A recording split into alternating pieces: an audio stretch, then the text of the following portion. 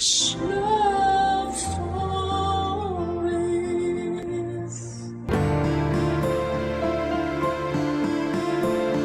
Madalas tayong bumibili ng kung ano-ano para i-treat ang ating sarili.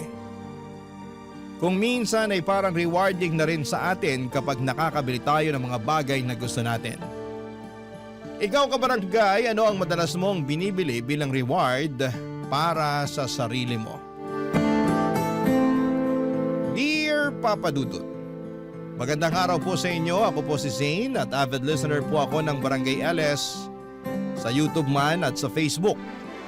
Nalaman ko po yung tungkol sa email address ng Barangay LS sa Facebook. Kaya po naisipan kong ipadala sa inyo ang kwento ng buhay ko kasama ang aking pinakamamahal na mama na si Mama Lydia. Ipagdarasal ko po na sana'y mapili po ninyo ang sulat kong ito. Sinabi ko na rin po kay Mama na magpapadala ako ng sulat sa inyo at natuwa si Mama noong sinabi ko yon. Matagal na po kasi naming pinapangarap na sana'y marinig namin yung kwento ng buhay namin sa radyo. Kaya't sobrang tuwa po namin noong nalaman namin ang tungkol sa email address ng Barangay LS. Si Mama nga po pala ay isang housewife. Pero noong pumanaw po si Papa ay talagang nakita ko kung gaano siya nahirapan. Si Papa po kasi lang ang nagtatrabaho noon para sa amin. At nang mawala siya, doon namin naranasan ang hirap ng buhay. Tandang-tanda ko pa po na may mga pagkakataon na late na ako sa nakakapag-exam sa school kasi hindi pa nababayaran ni Mama ang tuition fee ko. At may mga pagkakataon din na itlog na lang ang kinakain namin dahil kinakapos na kami sa budget. Nang mga panahon na yon, nangungutang na lamang si Mama sa mga kakilala niya para lamang makaraos kami. Pero sa kabila ng lahat ng yon ay nagbago ang aming buhay nang matanggap si Mama bilang isang government employee. Hindi man kami yumaman pero at least ay hindi na kami nahihirapan katulad ng dati. Minsan po ay nararamdaman ko talaga na hindi na nabibili ni Mama ang mga bagay na gusto niyang bilhin. Kasi lahat ng pera niya ay napupunta lamang sa mga gastusin namin sa bahay. Kaya po ipinangako ko sa sarili ko na kapag nakapagtapos ako ng kolehiyo, magtatrabaho ako ng maigi para maibigay ko kay Mama ang lahat ng mga bagay na matagal na niyang pinapangarap. Ang pinakamalaking pangarap ko po talaga para kay Mama ay ang madala ko siya sa mga lugar na matagal na niyang gustong bisitahin. Bilang pasasalamat na rin sa lahat ng sakripisyo at pagmamahal na ibinibigay niya sa akin. Papadudot, ang totoo po niyan, tuwing umuuwi si Mama galing sa trabaho ay hindi ko po maiwasang maging malungkot.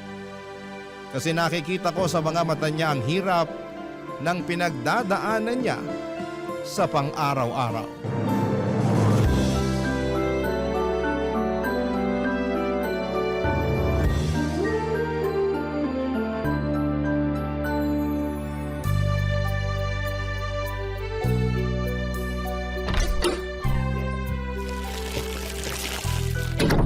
Anak, pasuyo naman oh. Akin na po, Ma. Tulungan ko na po kayo. Ba't ang dami niyo naman yata ang pinamiling groceries? Natanggap ko na kasi yung sahod ko kaya ayan. Pinamili ko na rin dyan yung mga paborito mo. Nga pala, kumusta ka sa school kanina? Okay naman po. Medyo stressful lang kasi ang dami kong projects. Pero wala po akong hindi kakayanin basta para sa inyo. Naku, ang sweet-sweet mo talagang bata ka. Alam mo, ikaw ang dahilan kung bakit patuloy akong lumalaban sa buhay.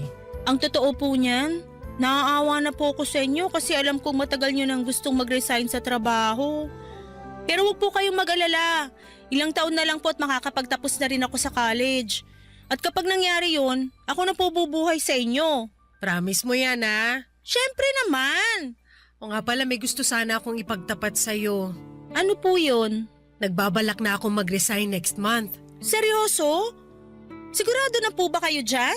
Oo naman. Ang totoo niyan, matagal ko na itong pinaghandaan. At sapat na rin yung naipon kong pera sa bangko. So ano pong balak niyong gawin? Magnenegosyo tayo. Anong klaseng negosyo naman? Alam mo kasi, noon pa man, pangarap ko na talaga magkaroon ng sariling kainan. Pero syempre, naudlot yun nung ikinasal ako sa papa mo. Pero hindi po magiging madali yan. Paano na lang kung hindi pumatok sa masa yan at malugi lang kayo? Napaka-negative mo talagang bata ka. Paano natin malalaman kung hindi natin susubukan, di ba? Kung sa bagay. Sige, kayo po ang bahala. Pera nyo din naman yung gagamitin nyo dyan. At alam mo ba, na may nakita na ako magandang pwesto kanina. Perfect na perfect yung pwesto na yun para sa plano ko. Nakuha nyo po ba yung contact number? Siyempre, ako pa ba? Bukas na bukas tatawagan ko na rin yung may-ari ng pwesto. Anak, this is it na talaga. Pakiramdam ko ito na yung simula ng pag-unlad natin. 2 taon kong pinaghandaan to. Ang tagal nyo na palang pinaghahandaan yan pero ni minsan hindi nyo man lang binanggit sa akin yung tungkol dyan. Magtatampo na po talaga ako sa inyo. Sus! Nagdrama na naman ang nag-iisang anak ko na ubod ng ganda. Ano ka ba? Huwag ka nang magtampo sa akin kasi para din naman sa iyo to eh. Bakit hindi nyo man lang nabanggit sa akin yung tungkol sa balak nyo na magtayo ng kainan? Eh kasi ayoko mausog yung plano ko. Kung ganun naman po pala, bakit nyo pa sinabi sa akin ngayon? Kasi napagtanto ko na ikaw ang magdadala sa akin ng swerte. Unti-unti ko na kasing napapansin na tuwing nag-uusap tayo, sinuswerte ako. Ang labo nyo naman. Ewan ko ba sa inyo kung bakit hanggang ngayon nagpapapaniwala pa rin kayo sa mga ganyan? Hindi naman totoo yan eh. Ano ka ba? Wala namang mawawala kung maniniwala tayo, di ba? Kung sa bagay. At speaking of swerte, teka lang, asan na ba yung bag ko? Sandali lang hanapin ko lang. Anong hinahanap nyo? Nung tinawagan mo ko kanina habang namamalengke ako, nakapulot ako ng cellphone. O, sa'yo na yan. Ano ka ba naman, ma? Sigurado ako nga hanapin to ng may-ari. Siyempre, alam ko yun. Pero tingnan mo muna yung cellphone na yan, walang password. At wala ring laman yung contacts. At nung binuksan ko yung lalagyan ng SIM card, wala ring laman. Tingnan ko nga. Hala, totoo nga! So ano, naniniwala ka na swerte ang dala mo sa akin? Siguro. Pero okay pa naman yung ginagamit kong cellphone. Ipopost ko na lang to sa Facebook. Kawawa naman kasi yung may-ari nitong cellphone. Mukhang bago pa naman oh. O sige, ikaw ang bahala. O siya, magluluto na ako. Maiwan na kita muna dyan.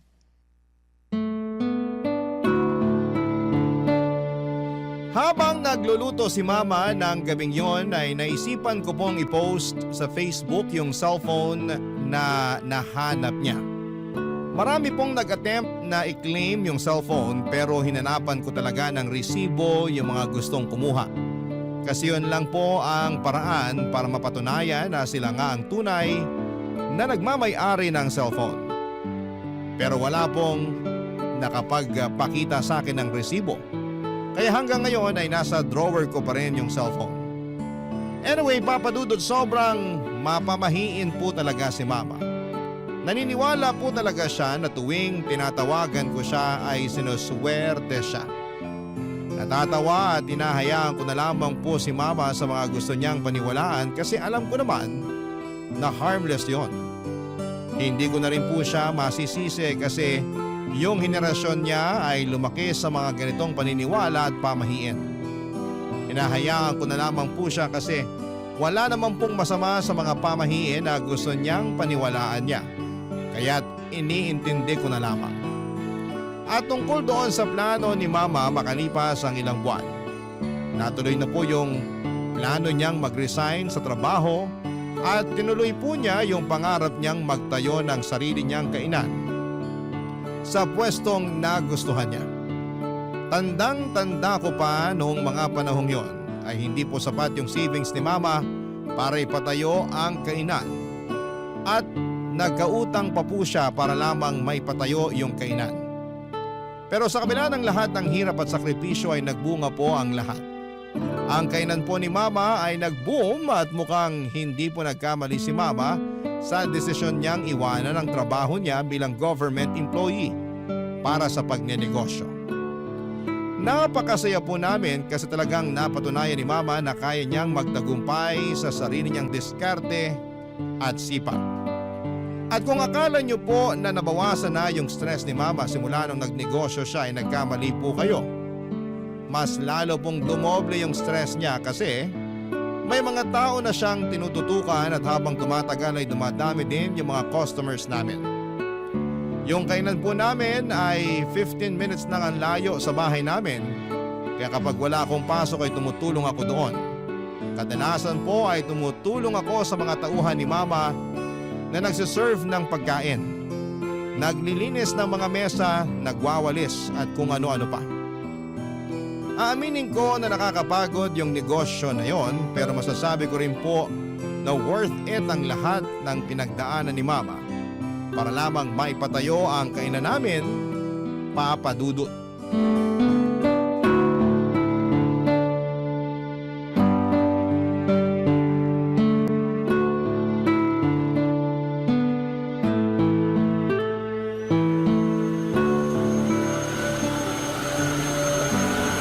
Nak!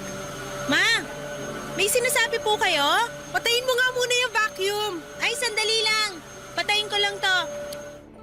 Pasensya na po, medyo maingay kasi tong vacuum eh. Ano ka ba naman?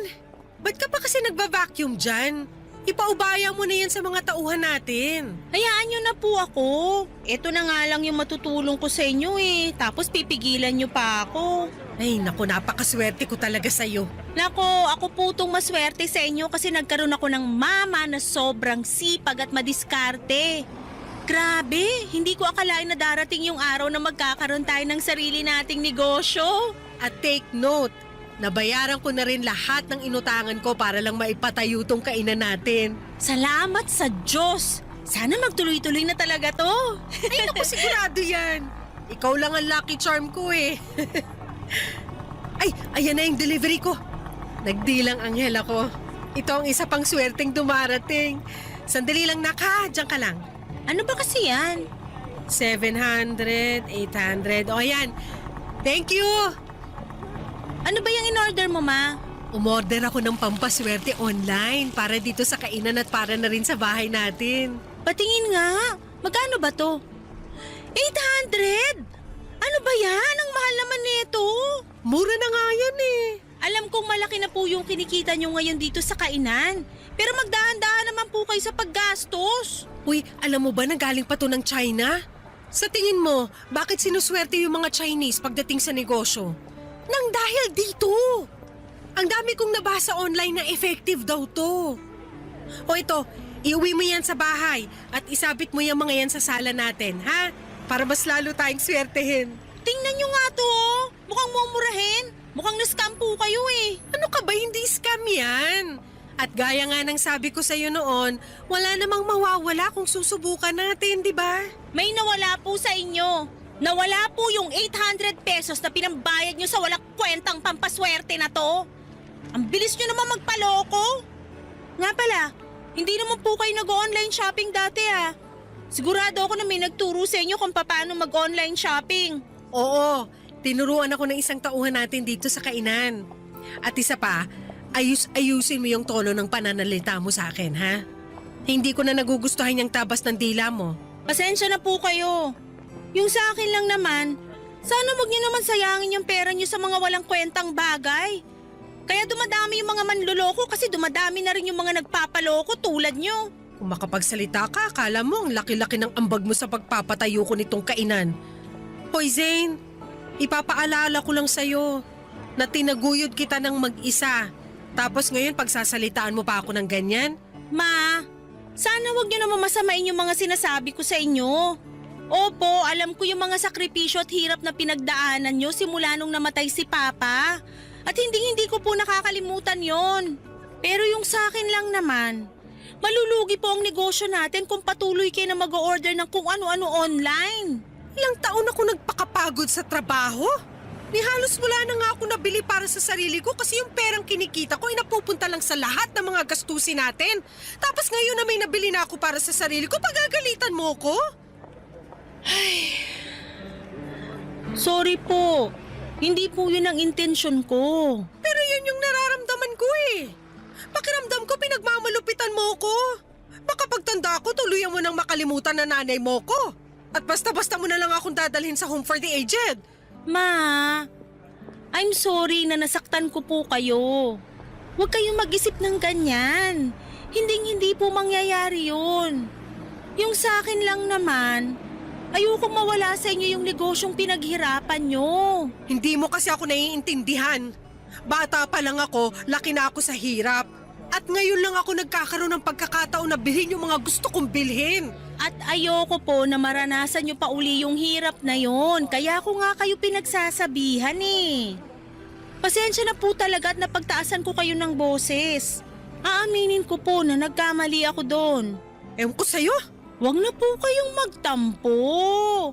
Patawarin nyo na ako, please. Masisisi mo ba ako? Talaga naman nakakatampo yung pasagot-sagot mo sa akin kanina eh. Sorry na po talaga. Oo na. Ha? Oo na, pinapatawad na kita. Sabi ko na nga ba, hindi nyo ako matitiis eh. I love you, Ma. I love you too. Pero sa susunod na sagutin mo pa ako, sasampalin na talaga kita.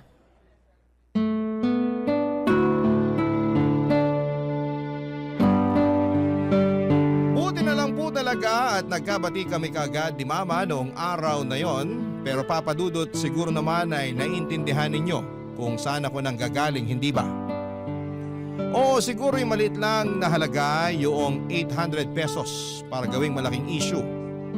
Pero ang ayoko lang talagang mangyari ay yung mag-aksaya si Mama ng pera para sa mga nakikita niya online.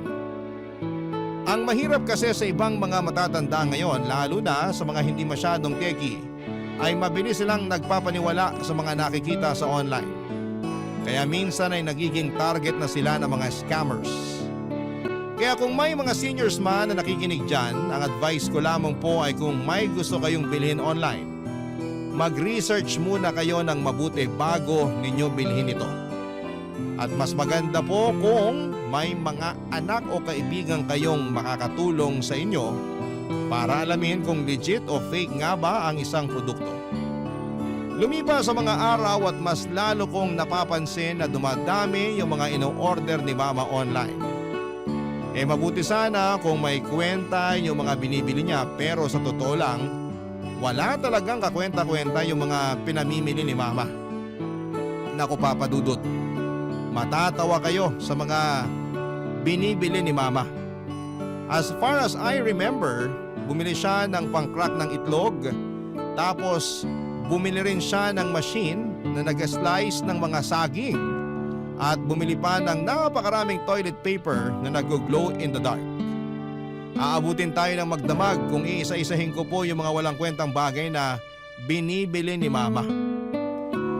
Maniwala po kayo, ginawa ko na talaga ang lahat para pigilan si Mama sa pag-online shopping niya.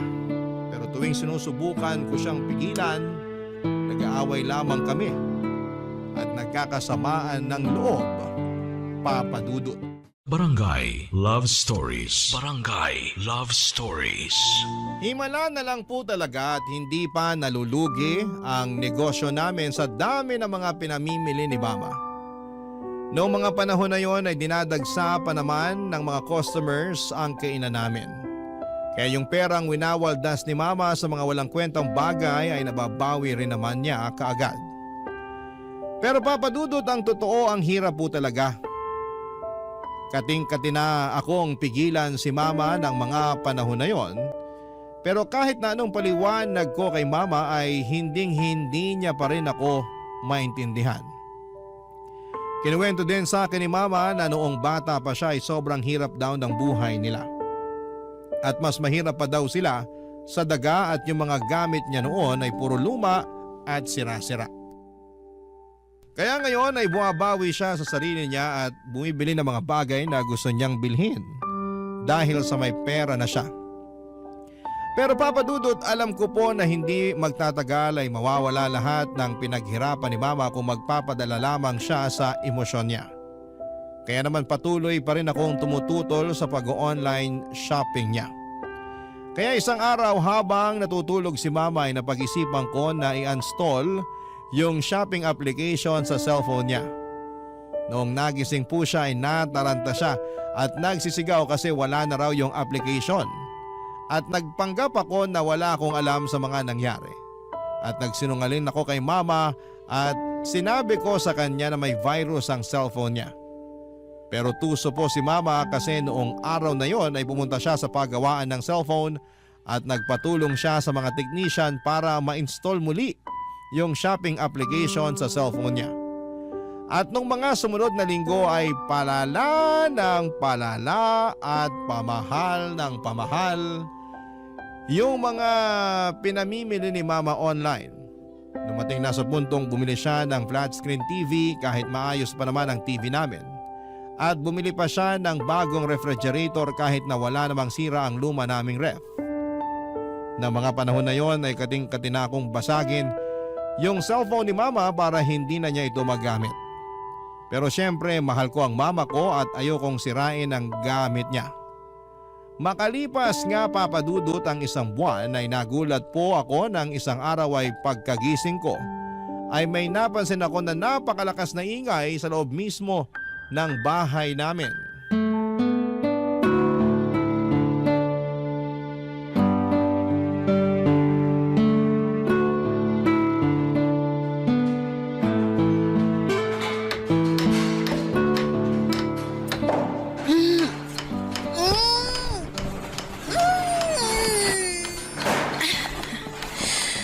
Ano ba naman yan? Ang ingay!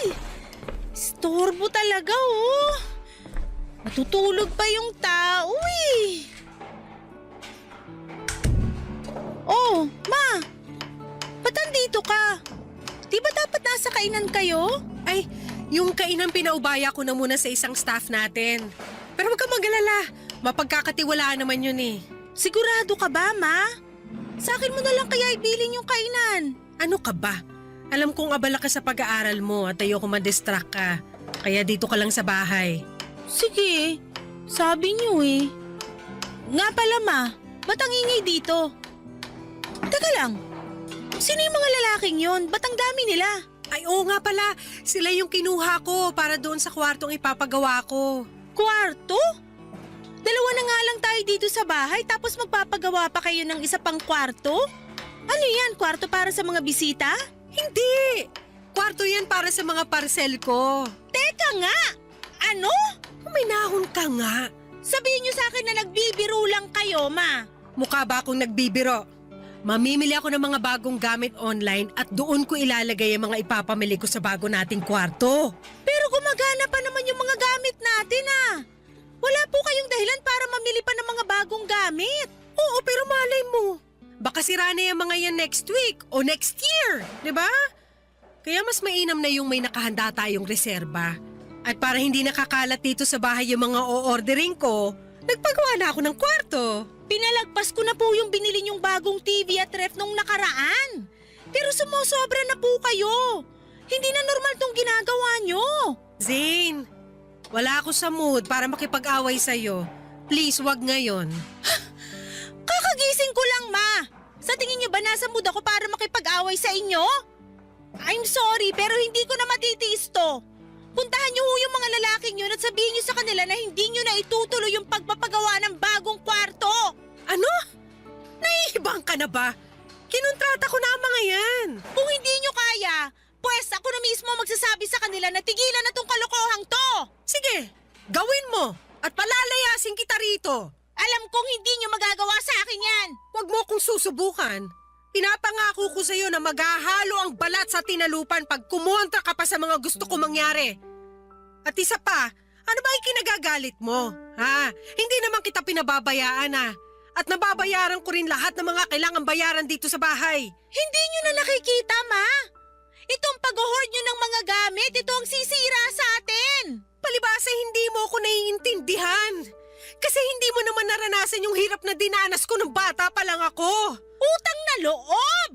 Hanggang kailan niyo balak gawing rason yan, ha? Rinding-rindi na po ako sa dahilan niyo na yan.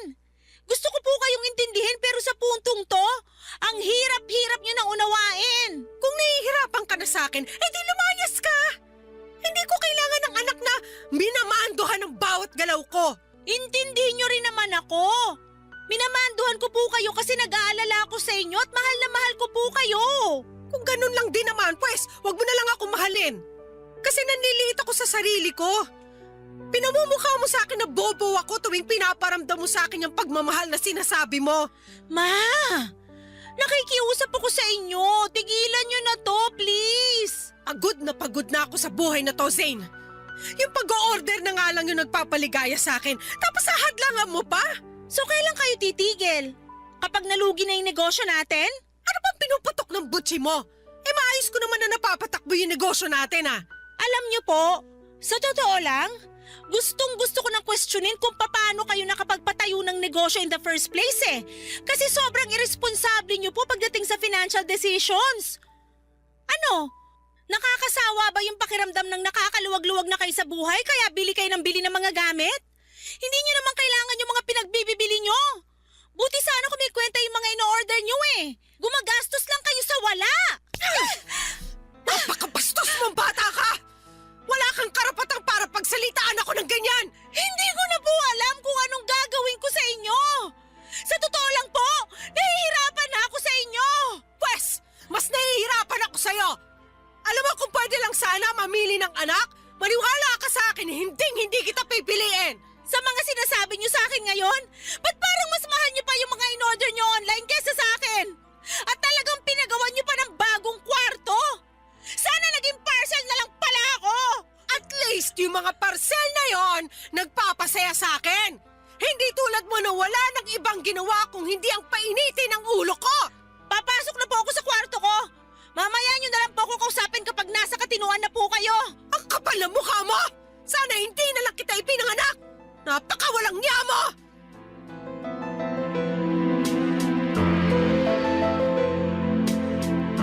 Hanggang ngayon ay sobrang nakokonsensya pa rin ako sa kung papaano ko sinagot si Mama noong araw na yon.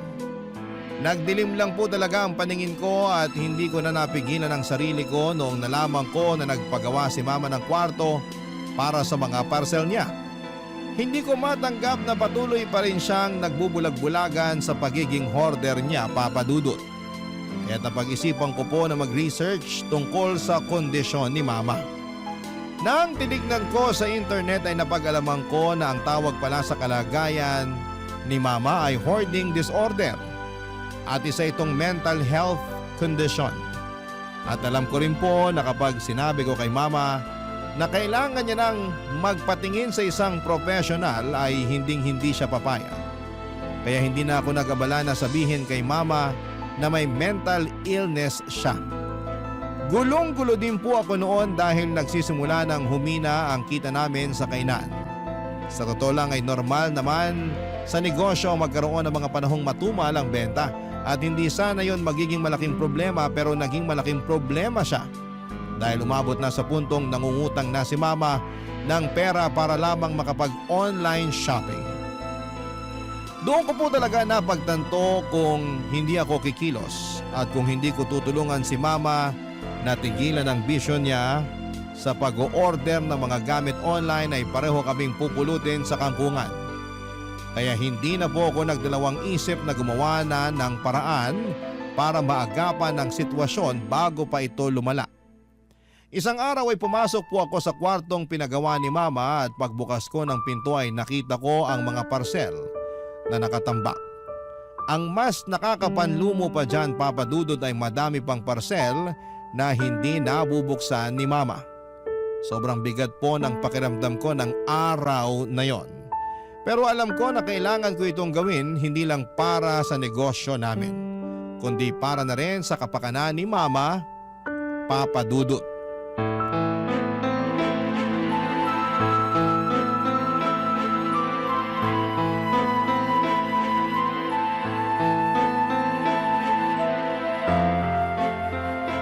Zane! Hoy! Ano yung ginagawa mo? Bakit mo kinukunan ng letrato yung mga parcel ko dito sa kwarto, ha? At bakit mo naman binuksan tong parcel ko? Ma, I'm sorry pero kailangan na nating ibenta tong mga to. Ano? Hindi!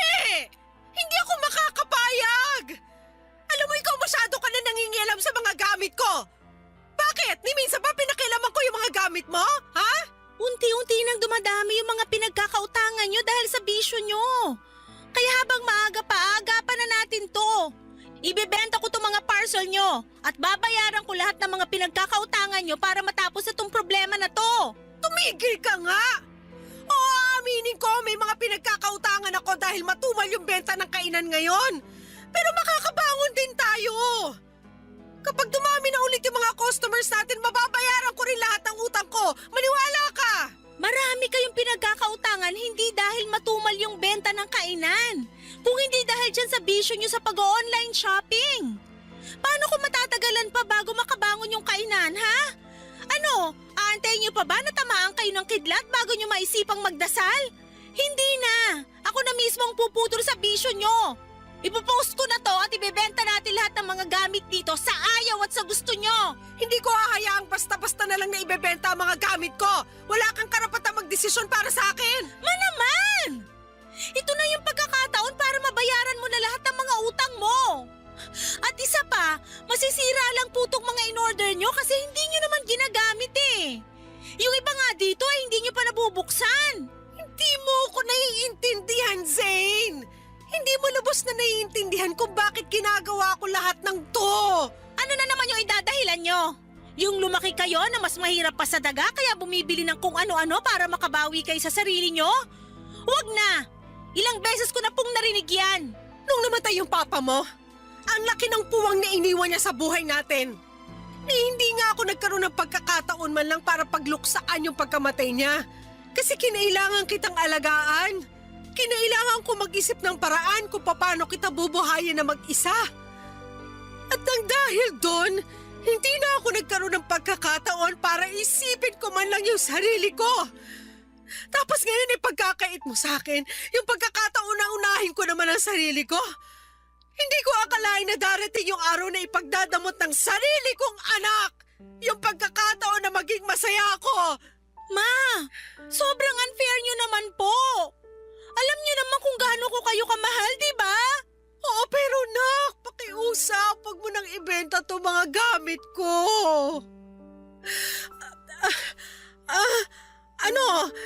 Pinapangako ko sa'yo na huling-huli na to. Hindi na ako mag-o-order ng kung ano-ano online. Pangako sa'yo yan. Sigurado na ba yan? Oo naman. O, eto yung cellphone ko. Gawin mo na kung anong gusto mong gawin dyan. Maniwala kayo sa akin. Para sa inyo rin tong gagawin ko. Bakit? Anong balak mong gawin? I-delete ko na po yung account nyo kung saan kayo namimili ng mga gamit. Sobra naman ata yan, nak. Dapat nga matagal ko nang ginawa to eh. Baka naman... Ano? Baka naman pwede mo akong pagbigyan. Huli na talaga to. Naman! Please. Isang order na lang talaga. Sige na naman, payagan mo na ako. I'm sorry po, pero hindi pwede. O ayan, na-delete ko na rin yung account nyo sa wakas. Eto na po yung cellphone nyo. Nakakapanghinayang naman. Tingnan nyo nga itong mga gamit nyo sa kwarto na to. Kung may dapat man kayong panghinayangan, yun ay yung pera na nasayang sa kaka-online shopping nyo. O na, sige na. O ba't kanya ka makatitig sa akin? Ma, wag na wag po kayong magkakamali na gumawa ng bagong account. Sinoli ko po sa inyo yung cellphone nyo. Wag nyo naman sanang sirain yung tiwalang binibigay ko sa inyo. Oo na. Pangako hindi na ako gagawa ng account. At parang awa nyo na.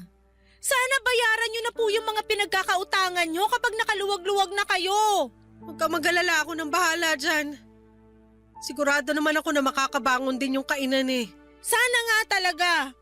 Pero di bale, ang mahalaga ngayon hindi na uli kayo makakapag-order ng kung ano-ano online. Nga po pala, siguro mas makakabuti kung gawin na lang nating guest room tong kwarto na to. Sayang naman po kung gagawin nyo lang tong bodega, di ba? Pero gusto kong nakikita yung mga pinamili ko sa kwarto na to. Ma, sana wag niyo masamain tong sasabihin ko sa inyo, ha? Ay, ayaw ko na sanang sabihin to eh. Pero mukhang wala na akong choice. Bakit? Ano ba yun? Yung pag-hoard nyo kasi ng gamit, sa tingin ko hindi na normal yon. At pakiramdam ko makakatulong kung pupunta tayo sa doktor. Hoy Zane! Namimili ako ng mga kung ano-ano pero hindi ako baliw! Kalimutan nyo na lang po yung sinabi ko. Baka kung saan pa mapunta tong usapan na to. Tulad ng inaasahan ko ay nagalit si Mama noong sinabi ko sa kanya na isang mental illness ang pag-hoarding ng gamit. Pero makalipas ang ilang araw ay napansin ko na palagi nang nakatutok si Mama sa negosyo namin. Pero tuwing nasa bahay siya ay napapansin ko rin na parang hindi siya mapakali, Papa Dudut. Minsan ay nakikita ko sa mga mata at kilos niya na miss na niya yung pag-online shopping. Naiintindihan ko naman si Mama at medyo nakukonsensya din po ako na dinilit ko yung account niya sa shopping app. Kasi alam ko kung gaano siya kasaya kapag nakakapamili siya ng mga gamit niya. Pero alam ko rin naman na ginawa ko yon para sa ikabubuti niya. At para naman hindi na ma-bored si Mama sa bahay ay hinikayat ko na lamang siyang lumabas-labas kasamang mga kaibigan niya. At ipaubayan na lamang muna sa isang mapagkakatiwalaan na tauhan namin yung kainan at mukhang nakatulong yung advice na yon. Kasi simula nang nakapag-bonding na si Mama kasama ang mga friends niya ay unti-unti ko nang nakikita na nawawala yung lungkot sa mukha niya.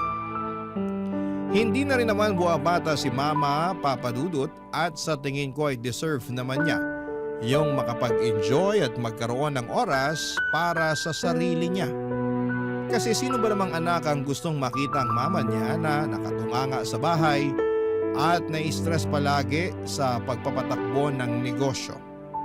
Masakit para sa akin yon kasi ayokong nakikita si Mama na malungkot o parang napapaligiran ng mga problema. Kaya't nag-decide akong hikayatin siyang lumabas, magpahinga at magsaya.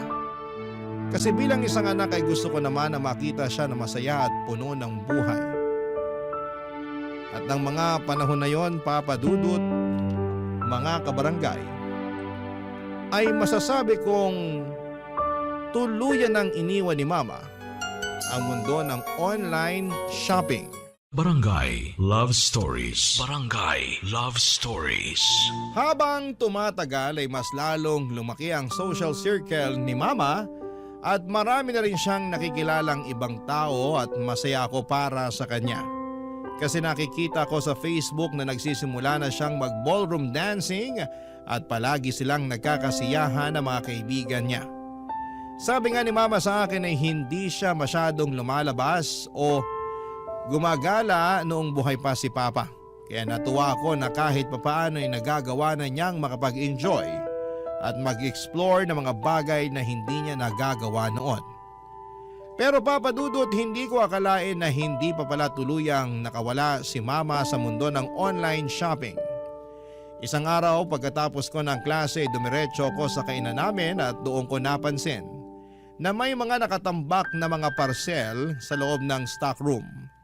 At doon ko rin nalaman na inuutusan pala ni Mama yung isa naming tauhan para mag-order ng kung ano-ano online para sa kanya.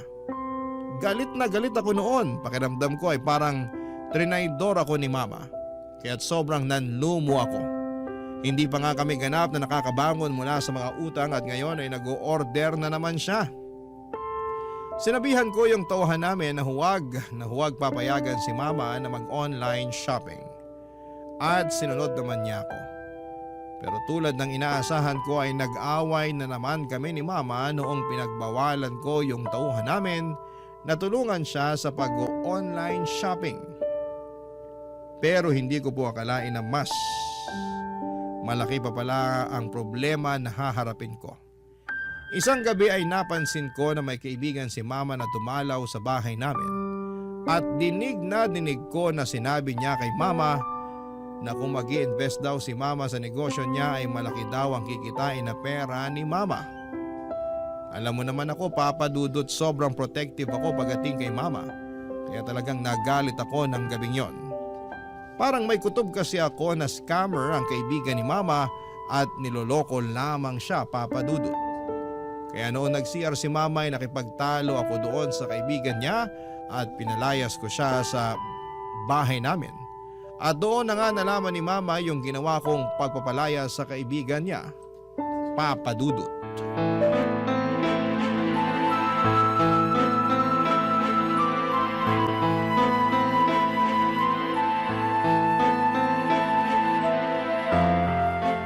Zane, asan na yung Yung kaibigan niyo po na inaalo kayo mag-invest sa negosyo niya, pinalayas ko na. Ano? Bakit mo naman ginawa yun? Hindi pa ba malinaw sa inyo na niloloko lang kayo nung tao na yon? Manaman, tama na. Hindi nyo na nga tinigilan yung pag-online shopping tapos ngayon magpapaloko na naman kayo? Kailan po ba kayo matatauhan? Yung taong tinatawag mong manloloko, yung taong pinalayas mo, kaibigan ko yun! Napakawalang modo mo! Wala na ako mukhang may aharap sa mga kaibigan ko nang dahil sa ginawa mo! Pwes, kung ganong klaseng tao lang din naman ang magiging kaibigan mo, di bali na lang. Alam mo, hindi na kita maintindihan! Hindi ba't ikaw itong humihikayat sa akin na lumabas-labas kasama ng mga kaibigan ko? Pinayagan na nga kitang i-delete yung account ko sa shopping app, di ba? Ipapaalala ko lang po sa inyo na never kayong tumigil sa pag-online shopping. Kung hindi ko pa nakita yung mga nakatambak na parcel sa stockroom ng kainan natin, hindi ko pa malalaman na inuutusan nyo lang pala yung isa sa mga tauhan natin na mag-order para sa inyo. Benta ng kainan yung ginamit ko para pambili sa mga parcel na yon. Hindi ako naniniwala sa inyo. Sigurado ako na nangutang na naman kayo para lang matustusan yung bisyo nyo. Tumigil ka na nga!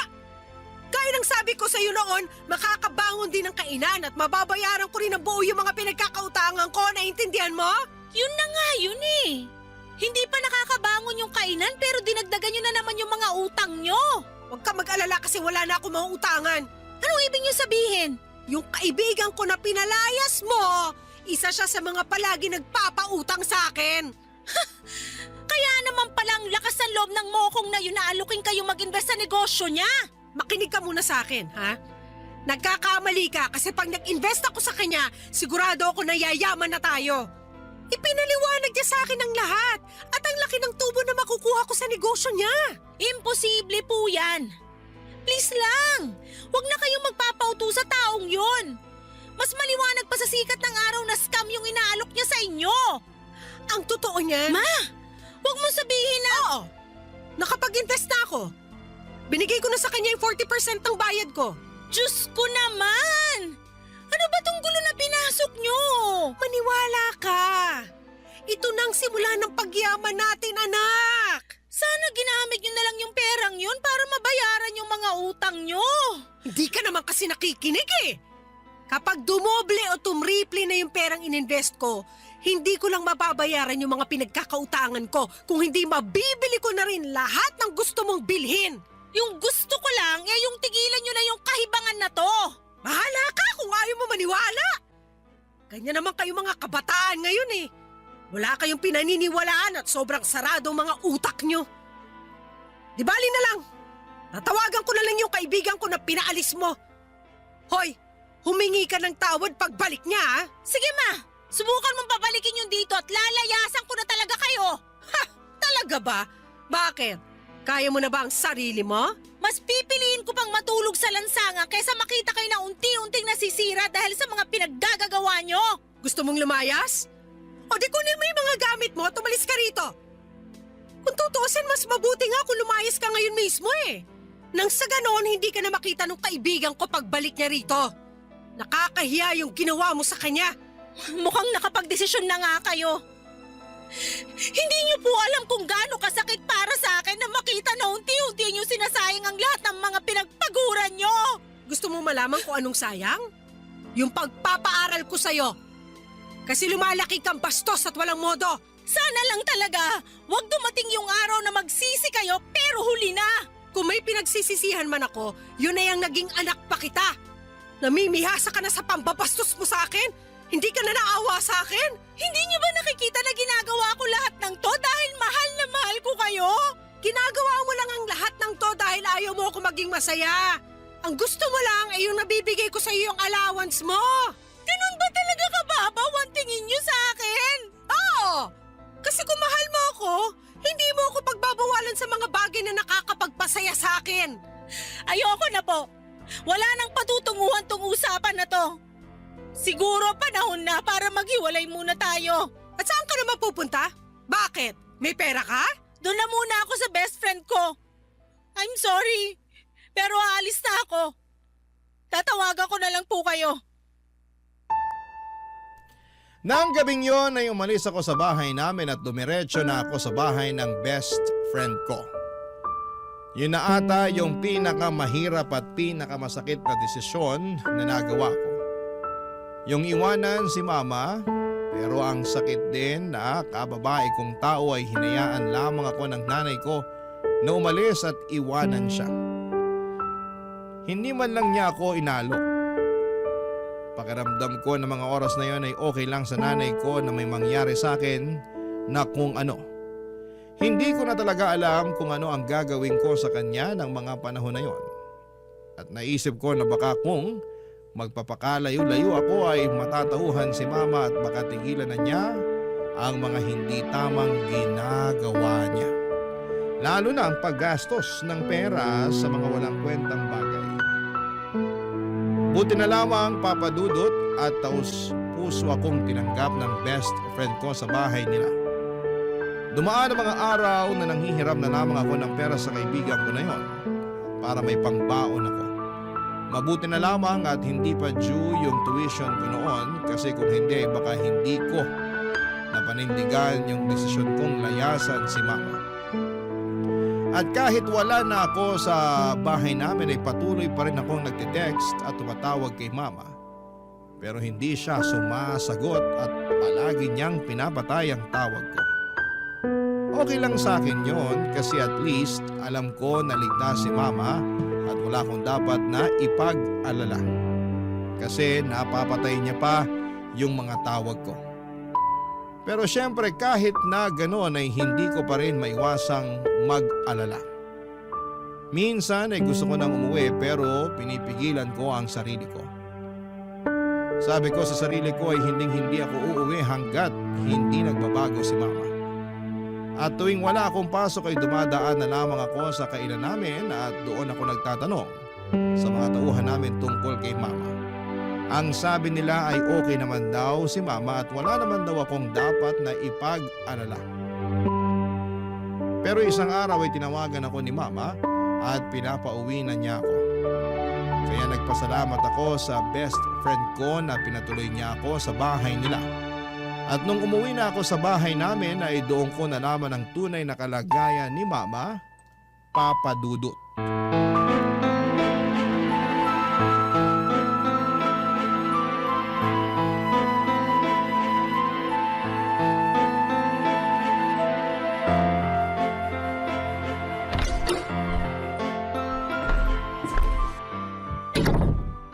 Ma? Zane, anak! Anong nangyari? Ba't kayo umiiyak? Yung perang ininvest ko, wala na! Ang laking halaga nun! Yan na nga ba sinasabi ko eh. Patingin ako ng cellphone nyo. Eto! Pambihira! Wala na! Binlock na kayo nung mokong na yon. Pati yung iba pa mga kaibigan namin, hinikayat niya rin na mag-invest sa kanya, tinakbuhan niya rin. Ano nang gagawin natin? Huwag niyo na muna pong isipin yon. Baka mas lalo kayong ma-stress.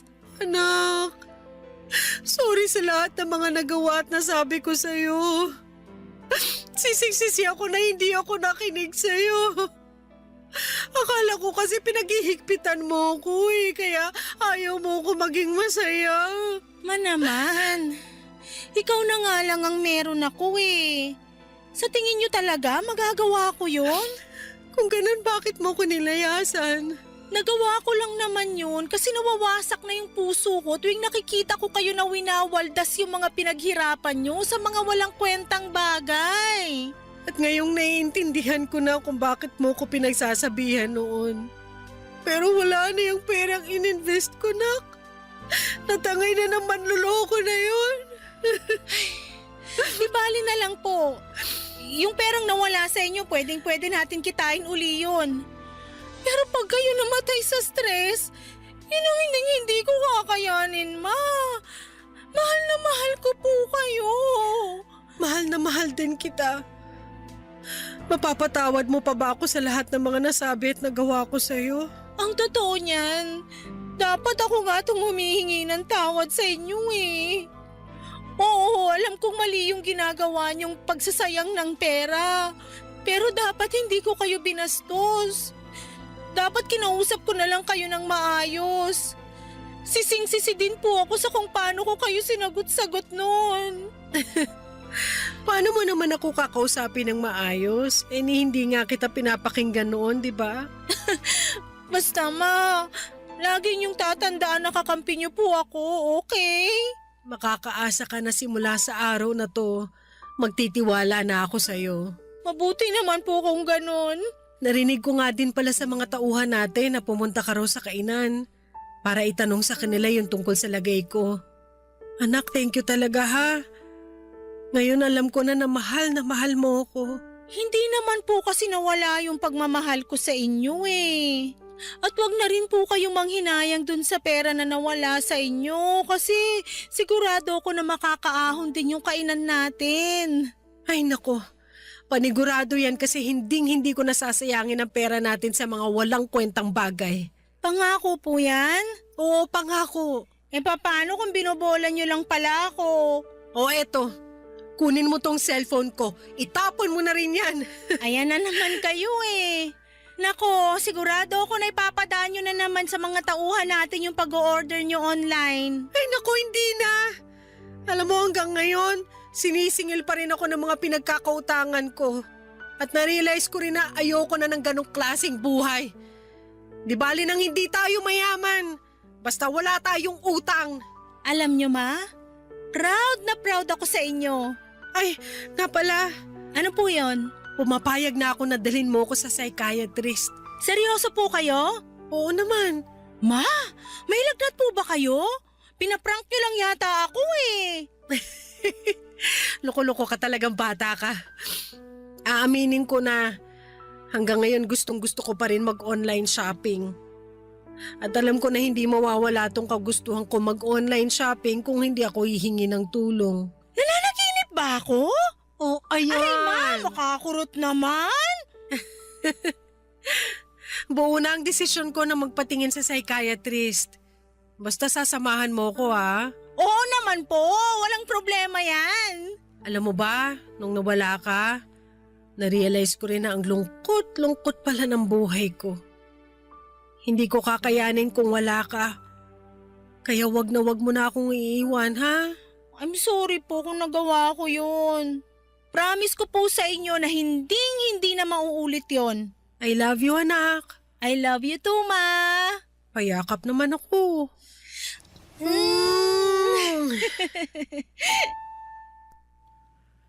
Papadudod, sigurado po akong yun na yung pinakamasayang araw sa buhay ko dahil alam ng Diyos na wala na akong ibang hiling kundi ang magbago si mama at matauhan siya sa pagwawaldas ng pera niya sa mga walang kwentang bagay.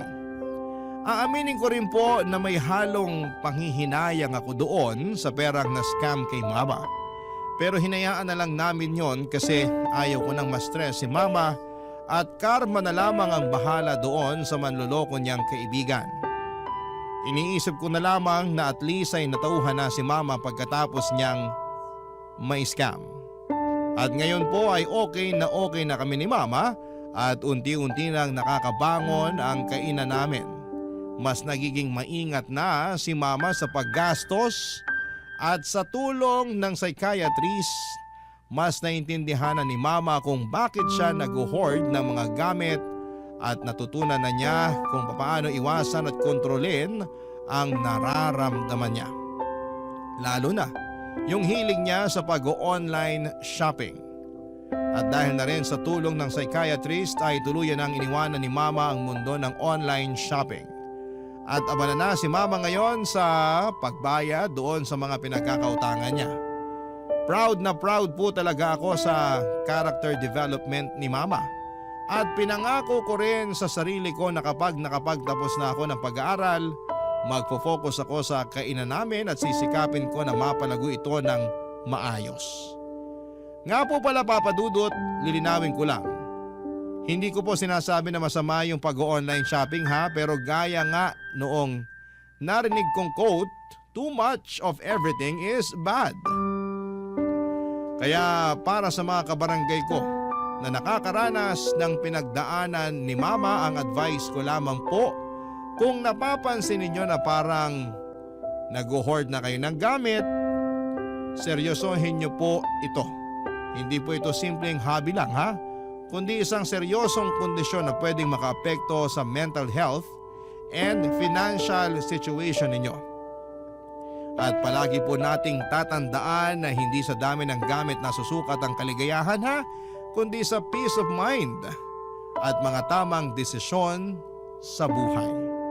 Papa Dudut, maraming salamat po at sana po'y mabasa at mapili po ninyo ang kwento ng buhay ko. God bless and more power sa Barangay LS.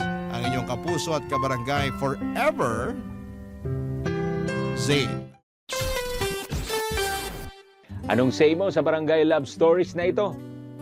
Pagkwentuhan natin sa comment section yan.